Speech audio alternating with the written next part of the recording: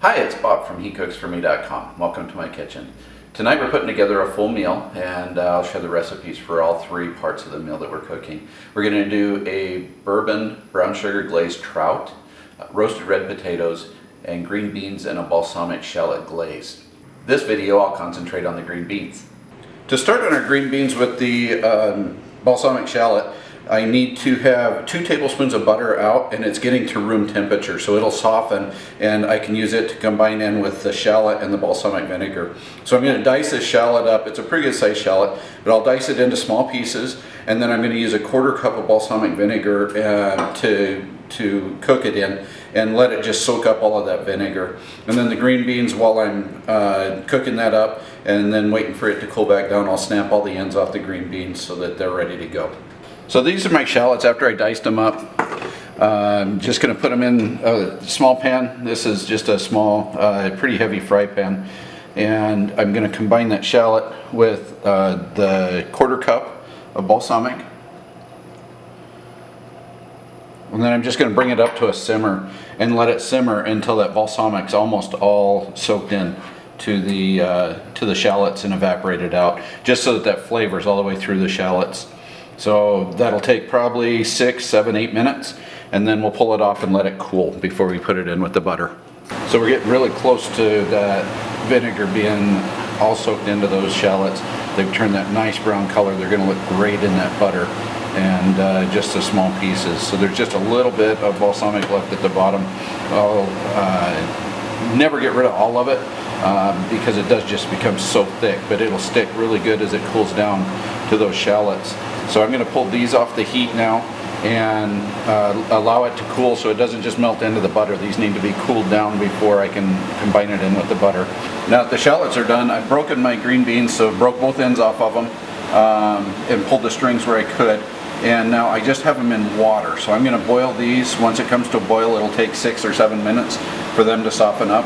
And then I'll pull them off of here and just rinse them in cold water to stop them from cooking any further. Our green beans are done, they're soft, and so I just drained them out and then rinsed them in cold water and drained it, and did that a couple times to stop the cooking process. You don't want these to get mushy, so by getting them cold it stops that from happening. So I'm going to just set this aside until my butter's ready and everything else is ready, and then we'll toss this in the butter and just melt that balsamic butter over the top of all of this for the flavor right at the end when we're ready to go. So these are our shallots and balsamic, and the balsamic's been pretty much all absorbed into those shallots. It makes a pretty thick paste when you cook it down this far. And now what I'm going to do is, we have our butter that's been sitting at room temperature, so it's relatively soft. Oops. And I'm going to put it in with those shallots and just stir it in. And this will make a flavored butter to go over the top of the green beans. So I like to use a fork to do this, so it kind of mashes in with that butter and just can all combine together.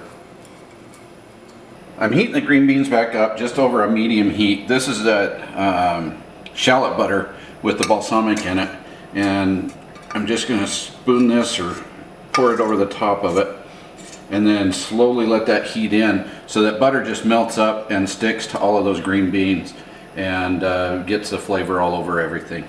So here's our final plate tonight. This is that trout that has that bourbon and brown sugar glaze on it, our roasted red potatoes, and our green beans that had the balsamic shallot butter melted back over the top.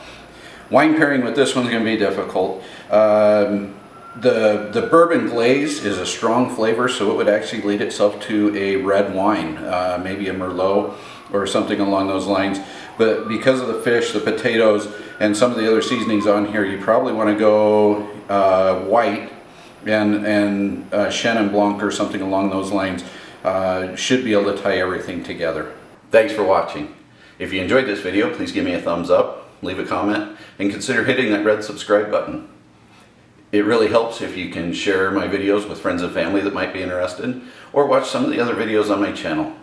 I hope this dish, or one of my other featured dishes, finds its way into your kitchen soon.